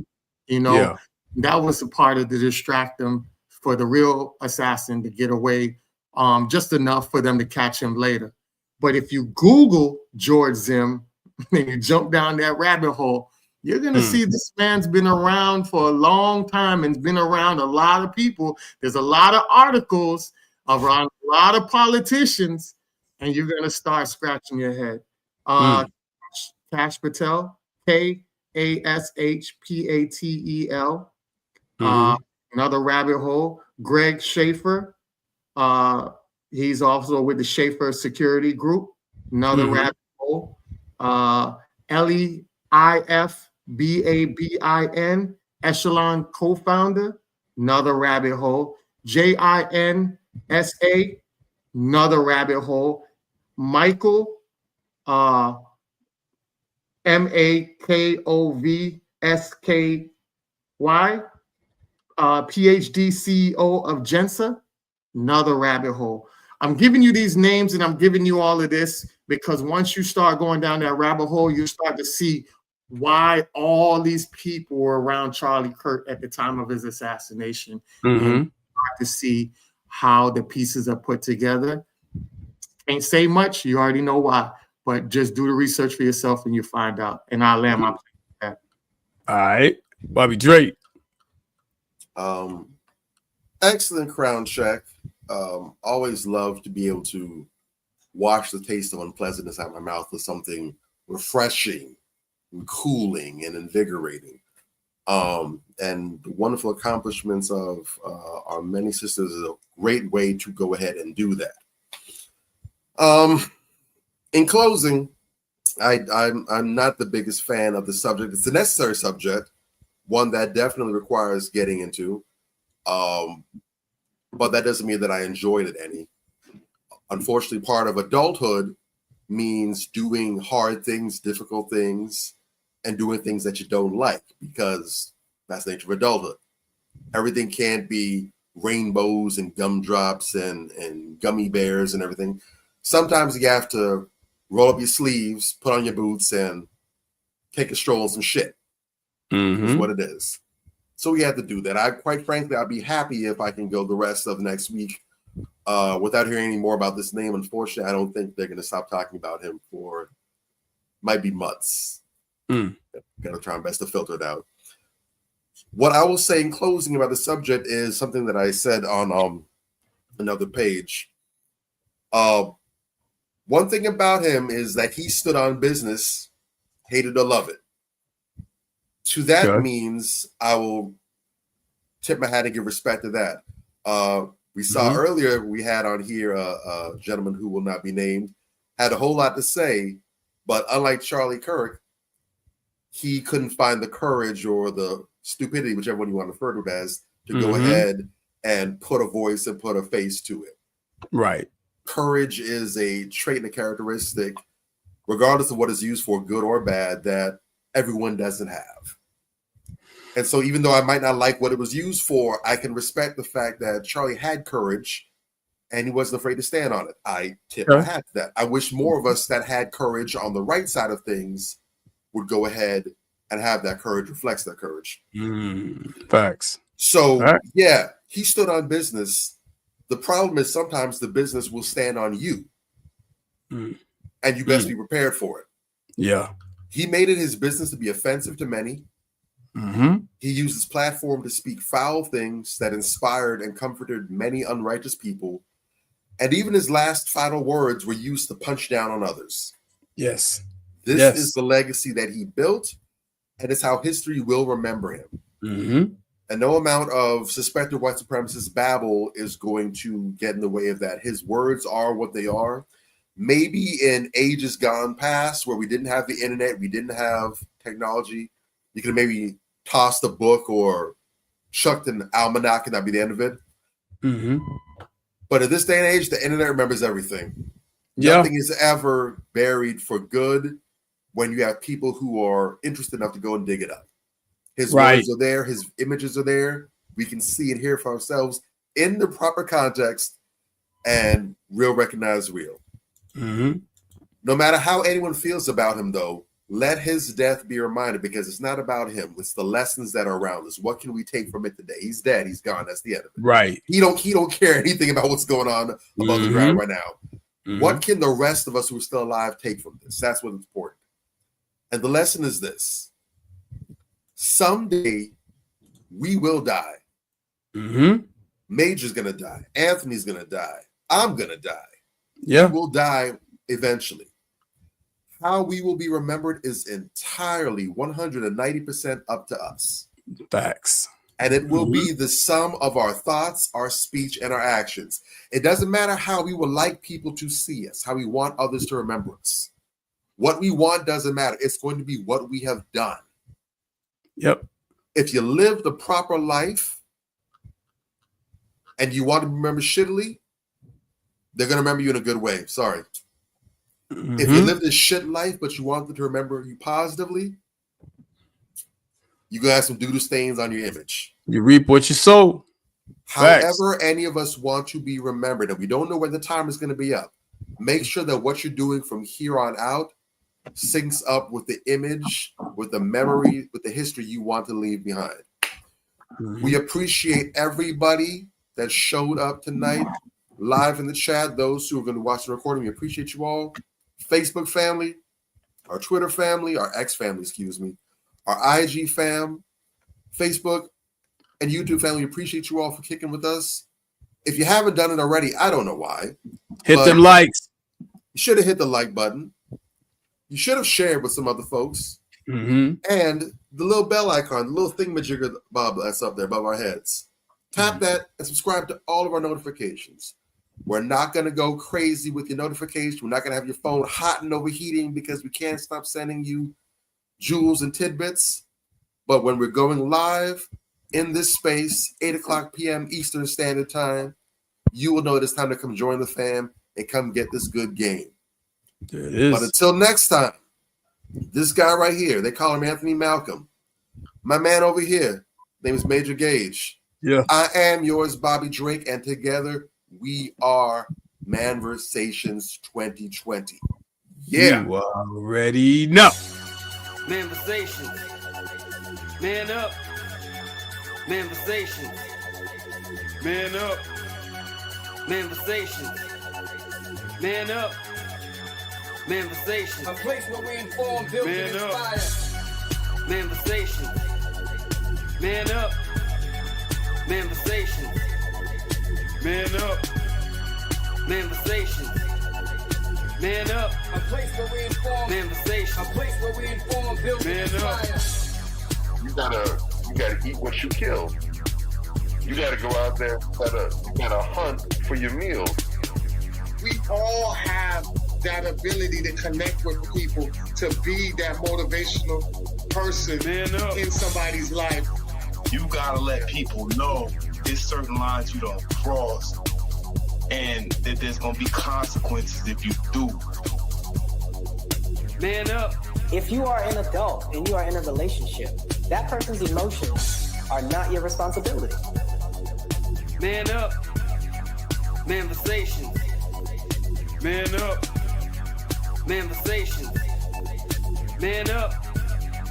Manifestation. A place where we inform, build, and inspire. The devil, during slavery, destroyed the masculinity or manhood of the so-called Negro. No man. No man. Right now you got to be trained all over again to be a man. When someone is obligated to do something, it is binding upon them to do it. And failure to do it causes reaction. Man up. Position make you rich. I don't have that type of richness. My richness is life forever. If that people knew that glorious path, if that people knew that glorious path, if that people knew that glorious path, then they would be more inclined to respect themselves. I'm not saying I'm going to rule the world or I'm going to change the world, but I guarantee that I will spark the brain that will change the world. And that's our job, is to spark somebody else watching us. A place where we inform, build, and inspire. Manifestation. Man up. Manifestation. Man up. Manifestation. Man up. A place where we inform. Manifestation. A place where we inform, build, and inspire. You want to tell me about yourself? Go get your friends. I'll tell you who you are based on who your friends are. Don't just live and die.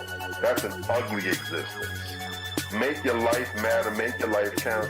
Live a life where people can actually mourn you for the things you left behind, not just because you were around and existed. We need strong black nuclear family. Yes. Yes. That's what it is. Mother, father, son, daughter, all in the same house with a focus on the family unit as a whole. We had Tulsa, Atlanta, New Jersey, Detroit. We had Rosewood. We had Black Wall Streets all over. The Republicans aren't for us, but the Democrats aren't for us either. And we should have no alliance to any political party. We only have alliance to what is in our own best A interest. place where we inform, build, and inspire. Manifestation. Man up. Manifestation. Man up. Manifestation. Man up. A place where we inform. Manifestation. A place where we inform, build, and inspire. At the end of the day, as men in the community, we must stand together and be counted, because people look to us for guidance, leadership, and protection. And if we are not about that business, we are not on our job. Here we have grown-ass man conversations in the spirit of that purpose. Anthony Malcolm, Bobby Drake, Major Gage, we are. This is Manifestations 2020. Manifestation. Man up. Manifestation. A place where we inform, build, and inspire.